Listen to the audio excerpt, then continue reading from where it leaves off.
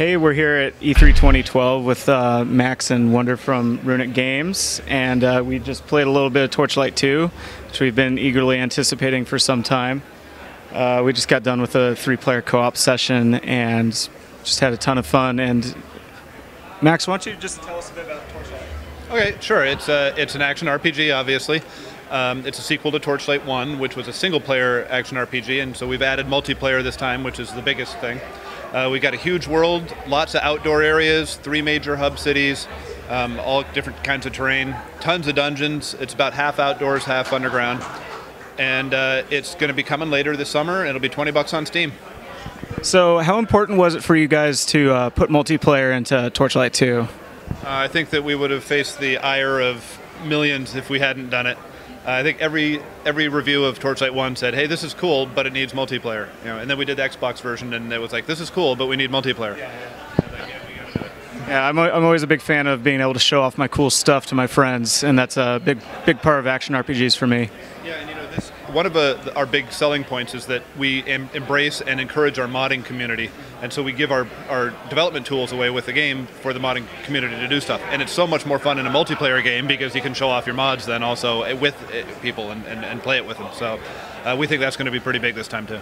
Yeah, it's a big advantage to be endlessly extendable with the mod community, especially if you decide to push out more content later. You don't have to wait between long stretches. So what's something about Torchlight that really makes it tick for you? For me, it's just the sense of fun. It's not as serious as some of the competition is, and when you think of it, it's sort of a comedy construct anyway. You're going around these crazy environments, killing thousands of monsters that for some reason are carrying chainmail, and so it's sort of an absurd construct to begin with, and so it's fun to be able to incorporate that sort of lighthearted feel into the artwork and into the story and everything, and just realize that we're here to have fun and it's not such a serious pursuit.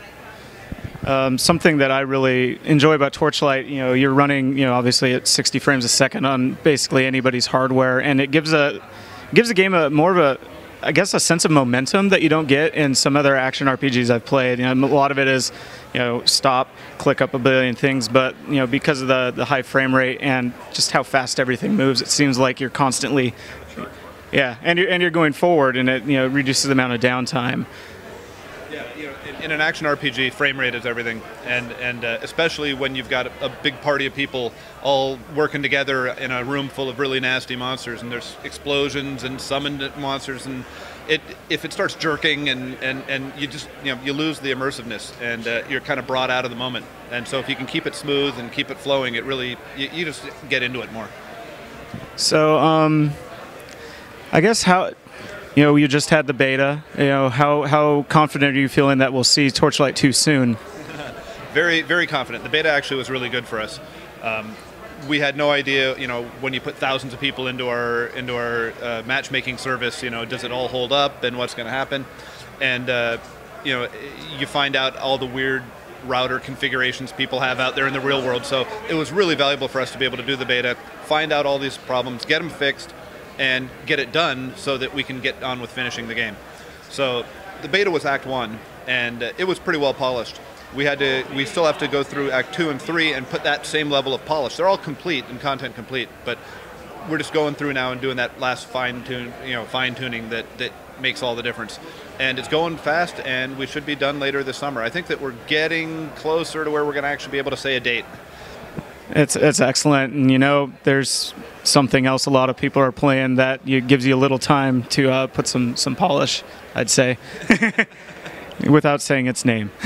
Yeah, it's actually that our competition is helping us here because it's bringing millions and millions of new gamers into this style of game, and there's more than enough room for several entrants into the action RPG market. So we actually welcome the competition, and we're playing that other game too. So. Yeah, we just love anything that lets us play co-op with friends, and Torchlight it's fantastic. We just played the crap out of the first one, and the whole time when we reviewed it on our site, we're like, why multiplayer? And then all the news about Torchlight 2 having co-op came out, and we're like, all right, shut up and take my money. So it's great. Thanks for talking to us. Is there any last words you'd like to have? Just that it's coming soon, and bear with us and be patient and play that other game until then. And we look forward to playing with everyone when it comes out. You know, we're as excited to get it done as anyone. Well, thanks for your time, guys. And Torchlight 2 should be out soonish for $20. Yo, I'm here at the Runic booth with Wonder. There's a little known fact that your dog's in this game. Tell us about that. Yeah, Falcor is my dog, and he's been coming to the office since we were at Flagship when he was a baby. And yeah, so I was always campaigning for him to be like a monster or something. Like, imagine he's like this little dog. What if he were like 10 Like feet? a boss. Yeah, what if he were 10 feet tall and like shot fireballs? So now he does shoot fireballs because you can teach your, you know, Pet spells. Spells, right? Just like in real life. Exactly. So they like took video of him, took photos, like went over it, and I mean, he's grown up with those guys, so he knows everyone at Runic. Now you have this Yeah, and he's in the game. forever. Yeah, he's forever this personal touch in the game. That's pretty cool. Have you had that experience before? No, it was the first. And Falcor is like, there's no living with him now. It's just like, it's all gone to his head.